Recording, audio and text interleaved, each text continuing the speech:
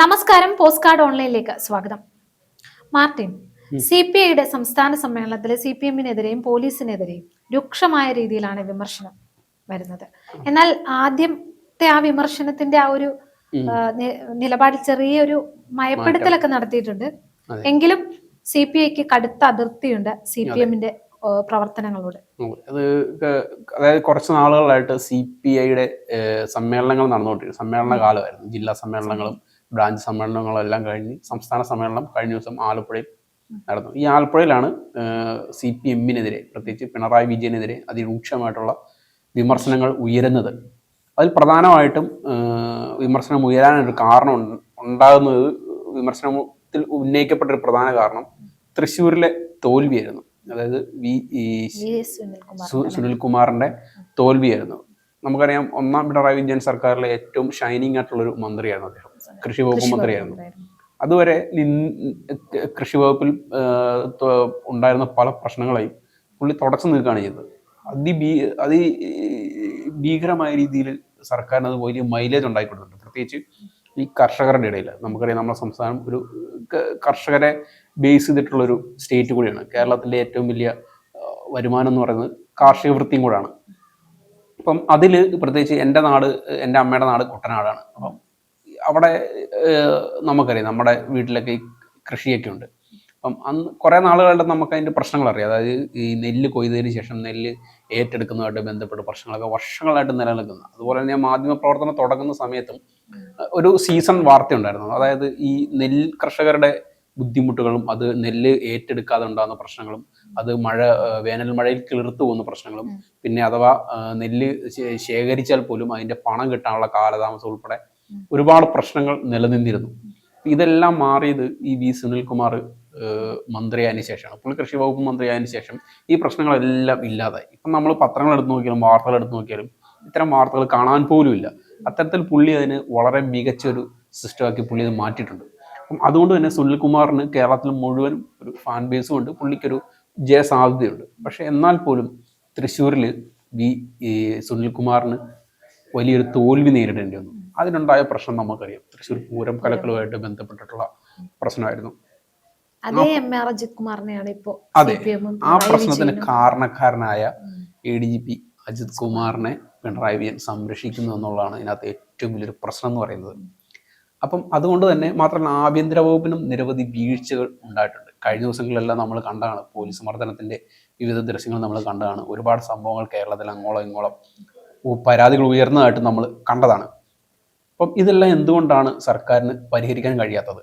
ഇപ്പം പിണറായി വിജയനെ ഏറ്റവും ശക്തനായിട്ടുള്ള ഒരു രാഷ്ട്രീയ നേതാവായിട്ടാണ് കണക്കാക്കുന്നത്. ഇപ്പം CPM-ലാണെങ്കിലും കേരളത്തിലാണെങ്കിൽ പോലും അടുത്ത കാലത്ത് കണ്ടതിൽ ഏറ്റവും ശക്തനായിട്ടുള്ള ഒരു ഭരണാധികാരിയായിട്ടാണ് പിണറായി വിജയനെ കണക്കാക്കുന്നത്. ഒരു പവർഫുൾ മാനായിട്ടാണ് എല്ലാവരും കാണുന്നത്. പക്ഷെ അതേ പിണറായി വിജയന് പുള്ളി ഭരിക്കുന്ന വകുപ്പിൽ പോലും നിയന്ത്രണമില്ലാത്ത രീതിയിൽ കുത്തഴിഞ്ഞു പോകുന്നൊരു നിലയിലേക്കാണ് കേരളം പോയിക്കൊണ്ടിരിക്കുന്നത്. അതിൽ തീർച്ചയായിട്ടും LDF-ന്റെ ഒരു ഘടകകക്ഷി എന്ന നിലയിൽ CPIക്ക് വലിയൊരു പ്രതിഷേധമുണ്ട്. കാരണം എല്ലാ കാലത്തും CPM-നെ നേർവഴിക്ക് നയിക്കുന്ന ഒരു പാർട്ടി തന്നെയാണ് CPI. മുൻപ് കാനം രാജേന്ദ്രൻ ഉണ്ടായിരുന്നപ്പോഴത്തേനും രൂക്ഷമായിട്ടുള്ള വിമർശനങ്ങൾ CPM-നെതിരെയും പിണറായി വിജയനെതിരെയും ഉന്നയിക്കപ്പെട്ടിട്ടുണ്ട്. അതുകൊണ്ട് തന്നെ കാനം രാജേന്ദ്രൻ എപ്പോഴും എൻ്റെ കയ്യിൽ എപ്പോഴും ഒരു ചരട് ഉണ്ടായിരുന്നു, CPM-ന്റെ ഒരു ചരട് എപ്പോഴും ഉണ്ടായിരുന്നു. പക്ഷെ കാനം രാജേന്ദ്രൻ മരിച്ചതിന് ശേഷം ഇപ്പം നമ്മുടെ ബിനോയ് വിശ്വമാണ് സെക്രട്ടറി ആയിരിക്കുന്നത്. പക്ഷേ ബിനോയ് വിശ്വം കാനം രാജേന്ദ്രനെ പോലെയല്ല. പുള്ളി പല കാര്യങ്ങളിലും പിണറായി വിജയനെ സപ്പോർട്ട് ചെയ്തുകൊണ്ടാണ് സംസാരിച്ചുകൊണ്ട് രംഗത്ത് വരുന്നത്. അതായത് രണ്ട് പാർട്ടിയിലാണെന്ന് മാത്രമേ ഉള്ളൂ, സ്വഭാവമല്ല ഏതാണ്ട് ഒരുപോലെ തന്നെ. ഇവരെ എപ്പോഴും പിണറായി വിജയൻ ഒരു ദാസ്യവേല ചെയ്യുന്ന രീതിയിലാണ് കാനം രാജേന്ദ്രൻ പോയിക്കൊണ്ടിരിക്കുന്നത്. അത് CPI-നെ സംബന്ധിച്ച് അതൊരു വലിയൊരു ആക്ഷേപം തന്നെയാണ്. അതുകൊണ്ട് തന്നെയാണ് ഈ പറയുന്ന ആലപ്പുഴ സമ്മേളനത്തിൽ പിണറായി വിജയനെതിരെ രൂക്ഷമായിട്ടുള്ള വിമർശനങ്ങൾ ഉയർന്നത്. സംസ്ഥാന സമ്മേളനങ്ങളിൽ, അവസാനത്തെ സമ്മേളനങ്ങളിൽ ഈ ഒരു വിമർശനങ്ങൾ ഉന്നയിക്കപ്പെടേണ്ടതായിരുന്നു. പക്ഷേ അതെല്ലാം കാനം രാജേന്ദ്രൻ അത് തെരഞ്ഞെടുപ്പ് മുന്നിൽ കണ്ടുകൊണ്ട് അത് മാറ്റുകയാണ് ചെയ്തത്. പക്ഷെ അതൊരു ബുദ്ധിപരമായിട്ടുള്ളൊരു നീക്കമാണെന്ന് എനിക്ക് തോന്നുന്നില്ല. അതൊരിക്കലും CPI പോലൊരു പാർട്ടി അങ്ങനെ ചെയ്യുന്നില്ല. എല്ലാ കാലത്തും കടുത്ത നിലപാടുകൾ സ്വീകരിക്കുന്നൊരു പാർട്ടി തന്നെയാണ് CPI എന്ന് പറയുന്നത്. അത് നമ്മുടെ ചരിത്രം തന്നെ, കേരളത്തിൻ്റെ ചരിത്രം തന്നെ എടുത്തു നോക്കിയാൽ അറിയാം. അവർ വിമർശിക്കേണ്ടവർ വിമർശിക്കും. കൃത്യമായ ഒരു കമ്മ്യൂണിസ്റ്റ് മാനിഫെസ്റ്റോയിൽ മുന്നോട്ട് പോകുന്നൊരു പാർട്ടി തന്നെയാണ്. ഇപ്പം CPM ആണ് മാർക്സിസത്തെ അടിസ്ഥാനമാക്കി മുന്നോട്ട് പോകുന്നതാണ് പറയപ്പെടുന്നത്. അവരുടെ പേരിലും അതുകൊണ്ട്. എന്നാൽ പോലും പല കാര്യങ്ങളിലും കടുത്ത ഒരു കമ്മ്യൂണിസ്റ്റ് മാനിഫെസ്റ്റോ രീതി അനുസരിച്ച് മുന്നോട്ട് പോകുന്ന ഒരു രീതിയുള്ളത് CPIക്കാണ്. അതുകൊണ്ട് തന്നെ അവരുടെ രീതികൾ വ്യത്യസ്തമാണ്. അവർ വിമർശിക്കേണ്ടവർ വിമർശിക്കുന്ന ഒരു രൂക്ഷമായ രീതിയിൽ വിമർശിക്കുന്ന ഒരു രീതി അവർക്കുണ്ട്. അതിൽ അവർക്ക് എന്താണ് മുന്നിലുള്ളത് എന്നതിനെപ്പറ്റി അവർ ചിന്തിക്കാറില്ല. അവർ ആ ഒരു ഇതാണ് നോക്കുന്നത്. അത് ആ ഒരു പാർട്ടിയുടെ ഒരു നയമാണ് അവർക്ക് എപ്പോഴും വലുതായിട്ടുള്ളത്. അപ്പം അതുകൊണ്ട് തന്നെ പിണറായി വിജയൻ വിമർശിക്കപ്പെടുമ്പോൾ എന്തുകൊണ്ടാണ് അതിന് തടയിടുന്നത് എന്നതിന് വലിയൊരു ചോദ്യം തന്നെ മുന്നിലുണ്ട്. അതിന് കാരണം എനിക്ക് തോന്നുന്നത് ഇപ്പം പുള്ളി വീണ്ടും സെക്രട്ടറിയായിട്ട് തെരഞ്ഞെടുത്തു എന്ന് തന്നെയാണ് എനിക്ക് തോന്നുന്നത്, ബിനോയ് വിശ്വം. പക്ഷെ എന്തുകൊണ്ടാണ് ബിനോയ് വിശ്വം ഇതിൽ നിന്ന് പിന്നോട്ട് പോകുന്നതെന്നാണ് എനിക്ക് മനസ്സിലാകുന്നത്. എനിക്ക് തോന്നുന്നു ഒരു പക്ഷേ പുള്ളി ഈ പിണറായി വിജയന്റെ ഒരു ദാസിനായി മാറിക്കഴിഞ്ഞു എന്നാണ് എനിക്ക് പലപ്പോഴും. തീർച്ചയായും ഇലക്ഷന് തെരഞ്ഞെടുപ്പിന് അതിന് വളരെ വലിയൊരു പങ്കില്ലേ? തീർച്ചയായിട്ടും. കാരണം ഇനിയൊരു തെരഞ്ഞെടുപ്പ് എന്ന് പറയുന്നത് CPI ആണെങ്കിലും CPM ആണെങ്കിലും LDFന് ഒറ്റക്കെട്ടായി നേരിടേണ്ട ആവശ്യകതയില്ല. അത് ഒരു പ്രായോഗിക രാഷ്ട്രീയത്തിലോട്ട് വരുമ്പോഴാണ്, പ്രായോഗിക രാഷ്ട്രീയത്തെ കുറിച്ച് ചിന്തിക്കുമ്പോഴാണ് ആ ഒരു പ്രശ്നം മുന്നിൽ വരുന്നത്. പക്ഷെ CPIയുടെ ഒരു സ്വഭാവം വെച്ച് നോക്കുമ്പോൾ ഒരു പ്രായോഗിക രാഷ്ട്രീയത്തിന്റെ വക്താക്കളല്ല അവരൊരിക്കലും പ്രായോഗിക രാഷ്ട്രീയത്തിന്റെ വക്താക്കളല്ല. അവർ ജയിക്കുക എന്ന് പറയുന്നത് അവരുടെ ഐഡിയോളജിയെ പ്രചരിപ്പിക്കാനുള്ളൊരു മാർഗമായിട്ട് മാത്രമാണ് അവരെ കാണുന്നത്. അല്ലെങ്കിൽ ജയിക്കുക എന്നുള്ള അവരുടെ ഒരിക്കലും ഒരു അജണ്ടയില്ല. അതുകൊണ്ട് തന്നെയാണ് CPIയിൽ കുറച്ച് നല്ല ക്വാളിറ്റി ഉള്ള നേതാക്കൾ നിലനിൽക്കുന്നതിന്റെ കാരണം. പക്ഷെ CPMൽ അതില്ലാത്തതിന്റെ കാരണവും അതുകൊണ്ട് തന്നെയാണ്. കഴിഞ്ഞ കുറച്ച് ദിവസങ്ങളായിട്ട് നമ്മൾ CPMന്റെ കാര്യങ്ങളെക്കുറിച്ച് സംസാരിക്കുന്നുണ്ട്. അവരുടെ കുറ്റകൃത്യങ്ങൾ ചെയ്യുന്ന സഖാക്കളോട് അവർ സ്വീകരിക്കുന്ന സമീപനങ്ങളെക്കുറിച്ച് പറയുന്നുണ്ട്. കുറ്റകൃത്യം ചെയ്ത പലരെ അവർ തിരിച്ചെടുക്കുന്ന പല നടപടികളും കഴിഞ്ഞ ദിവസങ്ങളിൽ നമ്മൾ കണ്ടതുമാണ്. പക്ഷെ ഇത് ഒന്നും ഒരിക്കലും CPIയിൽ കാണാനുള്ള സാധ്യത വളരെ കുറവാണ്. കാരണം അവർ കൃത്യമായിട്ടുള്ള നടപടികൾ സ്വീകരിക്കുമെന്നുള്ളതാണ് CPIനെ സംബന്ധിച്ച് അവരുടെ ഒരു ഗുണം എന്ന് പറയുന്നത്. അതേ CPI എന്തുകൊണ്ടാണ് CPMനെ ഇത്ര രൂക്ഷമായിട്ട് വിമർശിക്കുന്നത് എന്ന് പറയുമ്പോൾ അവരുടെ മുന്നണിക്കുള്ളിൽ ആ ഒരു ഉണ്ടായിട്ടുള്ള ഒരു വിള്ളൽ ശ്രദ്ധിക്കണം.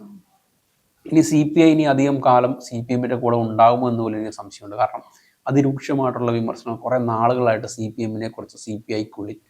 അത് പക്ഷേ സംസ്ഥാന സമ്മേളനങ്ങളൊക്കെ നടക്കുമ്പോൾ സ്വാഭാവികമായിട്ടും ഉണ്ടാകുന്ന ഒരു ബഹളമായിട്ട് കണ്ടാൽ പോലെ. പക്ഷേ എന്തായാലും ഇത്രയും രൂക്ഷമായിട്ടുള്ള ഒരു ബഹളങ്ങൾ ഇതിനു മുമ്പ് ഉണ്ടായിട്ടുണ്ടോ എന്ന് എനിക്ക് സംശയമാണ്.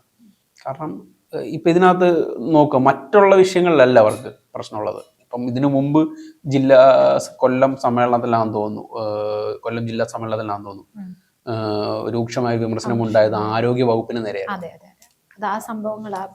കോട്ടയത്തെ സംഭവങ്ങളൊക്കെ മുൻനിർത്തിക്കൊണ്ടായിരുന്നു ആ ഒരു വിമർശനങ്ങൾ ഉണ്ടായിരുന്നത്. അതിനുശേഷം നോക്കുക, ഇപ്പം ഈ വിമർശനങ്ങൾ എടുത്ത് നോക്കിയാൽ പോലും ഈ ആരോഗ്യ വകുപ്പിനെയും ആഭ്യന്തര വകുപ്പിനെയാണ് പ്രധാനമായിട്ട് ഒരു വിമർശിച്ചിട്ടുള്ളത്. മറ്റ് വിഷയങ്ങളിലൊന്നും അവരധികം സംസാരിച്ചിട്ടില്ല എന്നുള്ളതാണ് ഇതിനകത്തെ ഒരു പ്രത്യേകത. അപ്പം അതിനകത്ത് കൃത്യമായിട്ട് തന്നെ നമുക്ക് മനസ്സിലാക്കേണ്ടത്, അതിനകത്ത് കൃത്യമായിട്ട് തന്നെ അവർ ആ പറഞ്ഞതിൽ അവരുടെ ഒരു വിമർശനം ഉന്നയിച്ചാൽ കൃത്യമായിട്ട് തന്നെ കാര്യമുണ്ട് എന്ന് തന്നെയാണ് നമുക്ക്. ഇപ്പോൾ ഉന്നയിച്ചിരിക്കുന്ന പ്രശ്നമാണെങ്കിലും പോലീസിനെതിരെയാണ്. ജനങ്ങളുടെ മനസ്സറിഞ്ഞിട്ടാണ്. അതായത് ജനങ്ങൾക്ക് വളരെയധികം അതൃപ്തിയുണ്ട്, അല്ലെങ്കിൽ ജനങ്ങൾ ഇതെല്ലാം കണ്ടുകൊണ്ടിരിക്കുകയാണെന്നുള്ളത് CPM മനസ്സിലാക്കുന്നില്ലെങ്കിലും CPI അത് കൃത്യമായിട്ട് മനസ്സിലാക്കുന്നുണ്ട്. അതുകൊണ്ട് തന്നെയാണ് ഇത്തരം രൂക്ഷമായിട്ടുള്ള ഒരു വിമർശനം അവർ ഉന്നയിക്കുന്നത്. കാരണം അവർക്കറിയാം ഈ ഒരു മുന്നണിയിൽ നിൽക്കുമ്പോൾ പാലിക്കേണ്ട മര്യാദകളെ കുറിച്ച് എന്താണെന്നതിനെ കുറിച്ച് അവർക്ക് കൃത്യമായിട്ട് അവർക്കറിയാം. എങ്ങനെയാണ് ജനങ്ങളോട് പെരുമാറേണ്ടതിനെ കുറിച്ച് കൃത്യമായൊരു ധാരണ അവർക്ക് ഉണ്ട് എന്ന് തന്നെയാണ്. അപ്പം തീർച്ചയായിട്ടും CPM മനസ്സിലാക്കേണ്ടത് ഇത്തരം വിമർശനങ്ങളെ, പലതരം വിമർശനങ്ങളെ സ്വീകരിക്കുക എന്ന് തന്നെയാണ് CPMന് ചെയ്യാൻ പറ്റുന്ന ഏക കാര്യം. അതിൽ മുഖം നോക്കാതെ, അല്ലെങ്കിൽ അവരുടെ ഒരു പ്രതിച്ഛായ നോക്കാതെ അവർ അതിനെക്കുറിച്ച് റീതിങ്ക് ചെയ്യുന്നതായിരിക്കും അവർക്ക് നല്ലത്. അല്ലെന്നുണ്ടെങ്കിൽ പറഞ്ഞ പോലെ തന്നെ എന്നേക്കുമായി ബംഗാളിലും ത്രിപുരയിലും സംഭവിച്ചതുപോലെ തന്നെ ജനങ്ങളുടെ മനസ്സിൽ നിന്ന് അകന്നു. പിന്നെ ഒരു തിരിച്ചുവരവ് ഉണ്ടാകാനുള്ള സാധ്യത വളരെ കുറവായിരിക്കും. CPI വിട്ടുപോയാൽ പോലും, ഇപ്പം CPI ഈ മുന്നണിയിൽ നിന്ന് വിട്ടുപോയാൽ പോലും, ഈ കാരണങ്ങൾ കൊണ്ട് തന്നെ വിട്ടുപോയാൽ പോലും അവർക്ക് വലിയ ബുദ്ധിമുട്ടായിരിക്കും.